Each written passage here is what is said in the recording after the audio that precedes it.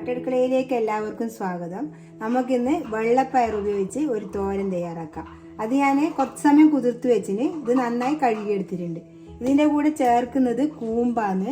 കൂമ്പ് ഞാൻ ഇതേപോലെ വെള്ളത്തിൽ മുറിച്ചിട്ടിട്ടുണ്ട്. നേന്ത്രവാഴേൻ്റെ അല്ല, ഇത് കദളി വാഴേൻ്റെ കൂമ്പാണ്. അതുകൊണ്ട് കുറച്ച് സമയം നമ്മൾ വെള്ളത്തിൽ ഇങ്ങനെ മുറിച്ചിട്ടിട്ട് ഇതിൻ്റെ കറ ഇതേപോലെ പോകും. അപ്പോൾ നല്ല ടേസ്റ്റ് ആയിരിക്കും. അല്ലെങ്കിൽ ഒരു ചെറിയൊരു കയ്പുണ്ടാവും. ഇതെങ്ങനെ തയ്യാറാക്കുന്നത് നോക്കാം. ഇനി നമുക്ക് കുക്കറിലിട്ട് വേവിക്കണം. ഇതേപോലെ വൻപയറും ഉപയോഗിച്ച് വെക്കാം. ഞാൻ വെള്ളപ്പയർ എടുത്തത്. ഇതിലേക്ക് ഇനി കൂമ്പ് ഇട്ട് വെക്കാം.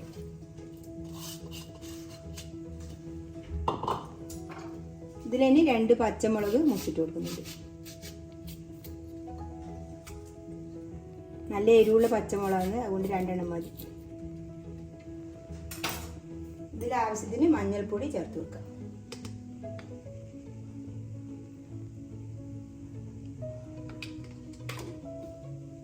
ഇതിലേക്ക് ആവശ്യത്തിന് വെള്ളം ഒഴിച്ചു കൊടുക്കാം. ഇത് വേവാൻ ആവശ്യമായ വെള്ളം മതി.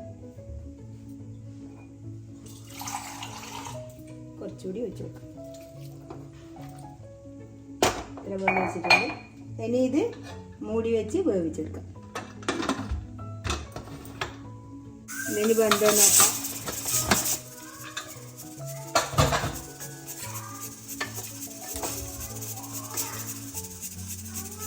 പയർ നന്നായി വെന്തിട്ടുണ്ട്.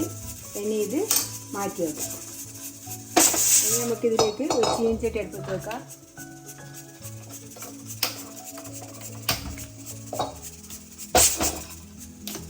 ഇതിന് ചൂടായി വെക്കാം. ചട്ടി ചൂടായിട്ടുണ്ട്. ഇതിലേക്ക് കുറച്ച് എണ്ണ ഒഴിച്ചു വെക്കാം. ഇതിലേക്ക് കുറച്ച് കറിവേപ്പില, ഒരു സവാള അരിഞ്ഞത് ഇത് ഇട്ട് കൊടുക്കാം.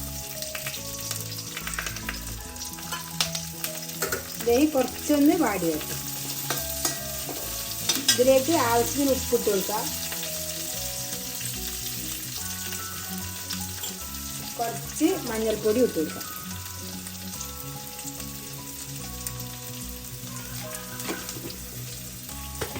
ഇതിന് കുറച്ചൊന്ന് വാടി വെക്കാം.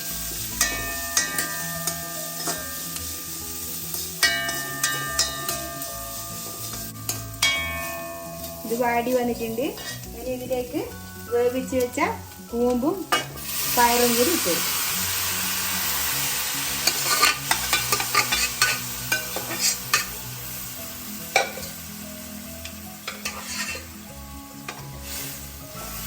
ഇത് ഞാൻ ചുവന്ന മുളക് പൊടി ചേർക്കുന്നില്ല, പച്ചമുളക് മാത്രമേ ചേർക്കുന്നു.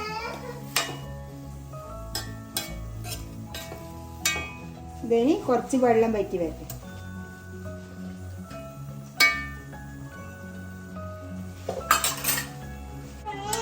ഇതിന് വെള്ളം വറ്റാനായിട്ടുണ്ട്.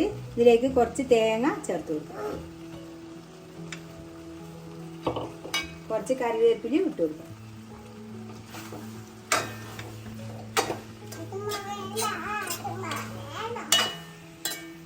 ഇതിന് കുറച്ച് സമയം ഒന്ന് മൂടി വെക്കാം. അങ്ങനെ നമ്മളെ തോരൻ റെഡിയായി. കൂമ്പെല്ലാം കിട്ടിയിട്ടാകുമ്പോൾ ഇതേപോലെ ഒന്ന് ഉണ്ടാക്കി നോക്കുക.